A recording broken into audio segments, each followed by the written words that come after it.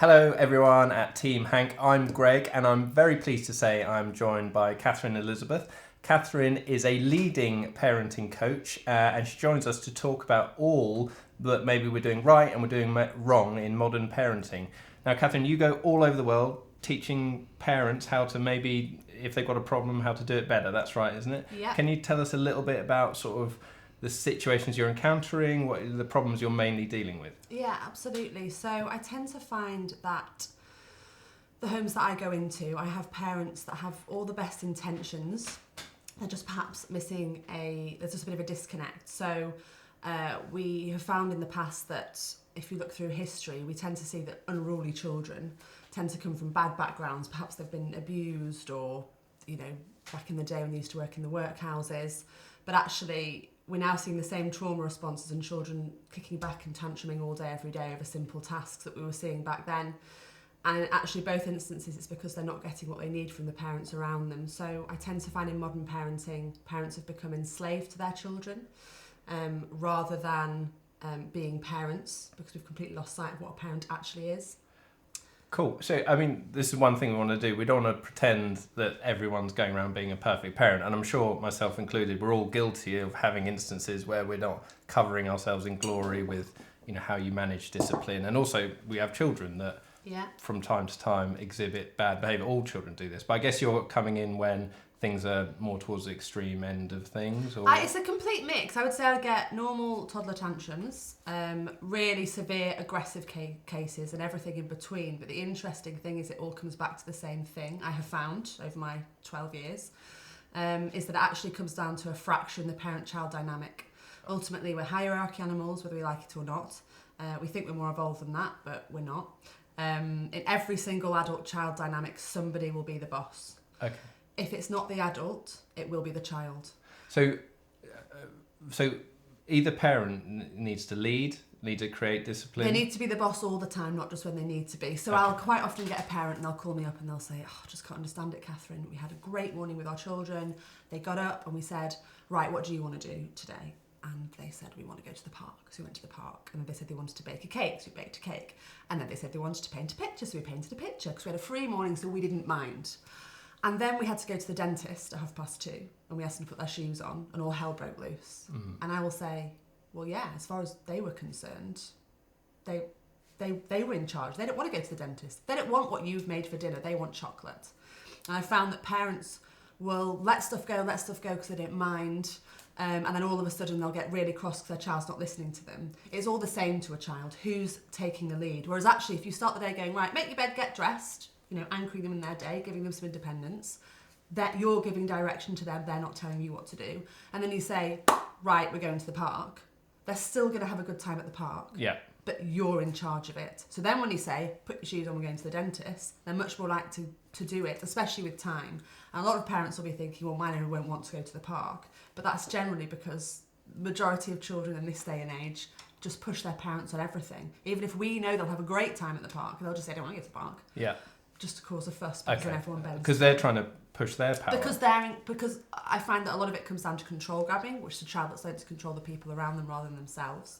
So when they're pushing back, saying, I don't want to go to the park, or why do we have to go to the park, and the parent will get to their level and explain to them why they have to go to the park, they're not actually inquisitive as to why they should go to the park, they're just challenging you. Okay. Whereas if you just go, nope, we're going, put your shoes on, let's go. Yeah. With time, having started the day being the boss, not just letting it be a free-for-all, all of these things that parents see as major fights, and that quite often parents feel that everything's a firefight, everything's drawn out, just suddenly aren't one day. But you do have to be the boss all the time, not just when you pick and choose it. Cool. So we've seen a world where, it used to be children should be seen and not heard. Yeah. And, there were definitely some practices of bygone days, which taking are them not out and flogging them. And we've we stopped don't do doing that that. anymore. No more slippers. I think that was just fading out when I was at school. There were a few board rubbers went through the air at school, I can remember. But so we're not doing that. But you're kind of saying maybe we've moved too far. We've gone too far away. Children from that. Too high up in the hierarchy. Yeah, absolutely. Well, ultimately, in every single adult-child dynamic, it is a fact. Somebody will be the boss. You're not going to be like that. Either the child will be here or you'll be here. And whilst I'm not suggesting we go back to sending them to the workhouse and sending them up the chimneys, I do think that because we're so aware that wasn't good, we've now, if it's a pendulum, we've kind of swung and we're now lost somewhere over there. We give children too much control. We're trying to keep them happy. Parents are enslaved to their children. And actually, there was some good things from back then in the Victorian days. It wasn't all great, but there was a lot of independence and resilience and discipline. Discipline's become a dirty word, which actually, discipline is a really positive thing for an adult that's doing well in a career or training for a marathon. And we just need to find some balance. So I think that's majority of the time that's my job, is to go in and help them to find some balance. Okay, that's really interesting. One of our other experts, Anita Clear, she talked about if you looked into a family's home, even sort of 40 years ago, you would see the dad's cricket pads, the mum's bicycle or whatever. The house was geared around the parents' activities, and the weekends would be similarly focused. So the kids would be playing at the side of the football pitch while the dad played football, and they'll be traipsing around with mum doing whatever that was going on. The weekend wasn't focused around the kid. Whereas now, if you look in, there's toys, lots of toys, and there's it's typical, I find, in London that a day will be focused around activities geared around the child. And that sounds really positive to, I think, most most modern parents. And of course it sounds great. And she's bang on. She's absolutely spot on. We need to go for a coffee. But we're hunter-gatherers. We haven't actually changed that much biologically in the last few thousand years. We're meant to live in tribes of 100, 150. Children are actually born to be part of a family, not the centre of it. And if you have children and you bend and contort your life around your children, what happens is those children end up being put on a pedestal. It ends up becoming all about them. Parents actually lose that sense of self. They're giving too much of themselves to being a parent, which is exhausting. You end up with children that feel that they're in control and it's all about them, which not only does that fracture the parent-child dynamic at home, in the real life, that doesn't when they grow up, it doesn't translate. Of course, it's not all about them. And that's okay. It's okay for it to not be all about you. And we're seeing it in the workplace now. Younger people going into the workplace now cannot cope. We have anxiety and depression through the roof because real life is suddenly really scary. And I will quite often say to the parents that I coach, I go and do something for you. Go for a walk in the park for you. Go and do this activity for you and take the children with you. Children will always find something fun to do. They're children. It's actually the luxury of being a child. You can leave a child in a room with nothing but a stick and a ball for hours on end and they will find stuff to do with it and they'll entertain themselves. If we take responsibility for entertaining them, they have full control of us in our lives. They're not learning to control themselves.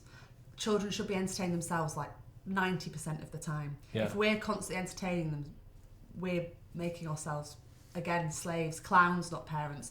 And the role of someone that's good with a child, whether it's a parent or a nursery nurse, is someone that's kind of like, yay, let's have fun. Actually, you can have fun. I'm not against having fun with your children, but that's not your job. Your job is to teach, nurture and guide them. The fun stuff comes later. And occasionally when I coach parents before they have children, which I love, I wish more parents had that, is I'll start off saying, so why do you want to have children? And they'll look at me a bit like, I don't know, it's just what you do, or it was an accident, or I don't know, we just want to have a baby. And I'll go, that's okay, you don't actually have to tell me, but you do have to go in with the right mindset, because if you go in just wanting this little cute thing to hug and cuddle and ice cream and hugs and be your holidays friend. And be your friend and all the nice stuff, and that ability that have a good relationship as they grow teenager into adulthood, you're going to have a nightmare on your hands. Whereas if you go in being prepared, being aware that you're bringing one of the most dangerous animals in the world into being, which is what we are. Look at what we're doing to this planet. There's a reason we got to where we are. And you're aware that you want to raise them to be self-sufficient and thrive in their own right and confident and resilient, deal with the bad times. You could have some great times along the way.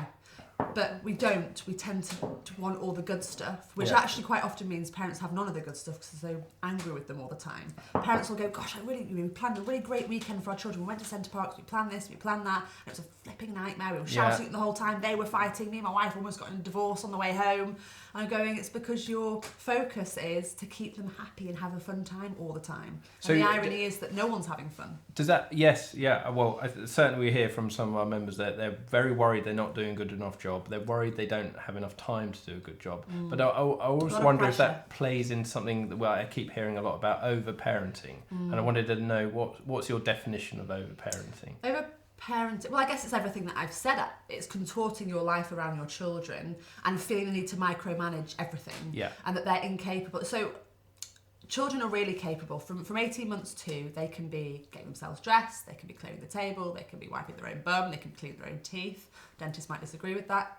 You should check your children's teeth, but they should be taking the lead on it. But what we do is, because we think they're these little helpless cute things, we end up doing more for them.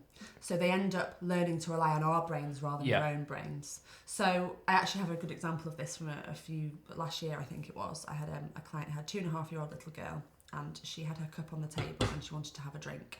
And they had kitchen chairs that have slats in them. And she put her hand through the gap to get the Tommy Tippy cup and then tried to pull it back through and it wouldn't fit.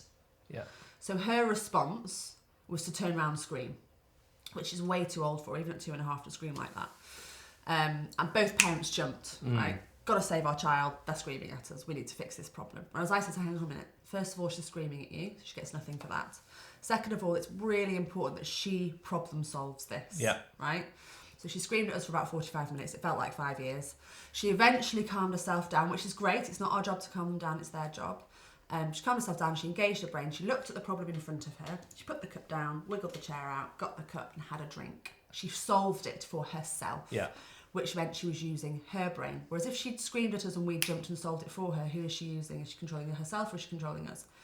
So I find that and she was really happy with herself, and it was confidence, she was engaging her brain. Children are problem solving 500 to 600 times a day, little things like that, things that we don't even think about because we did learn them once upon a time. So parents are essentially doing far too much and taking away from their children's independence, which leads to control grabbing. So you sort of had the hands-off nature of yesteryear, when Dad was going off to play cricket and they were left to get on with it. In a way, was better for them. Absolutely. Absolutely. I don't know. I had a very lucky upbringing, but my overwhelming memory was often being quite bored, and we had to go and find stuff to do. But that's okay to be bored. Yeah. It's okay to be bored. And we've lost sight of that completely. Yes. I go to parents that the option is they can go and entertain themselves or they can be bored. There's no third option that they can peck your head for long enough that you go, fine, we'll go and do a jigsaw. Okay. That doesn't mean you can never do a jigsaw with them, but the baseline normal should be them just off entertaining themselves. Boredom's really important. The reason that children should be entertaining themselves isn't just for all the things I've just said. Another big reason is their brain will take them where they need to go in their development. Yeah. Whereas if they're just following us around and doing what we want to do, their brain isn't going where it needs to go.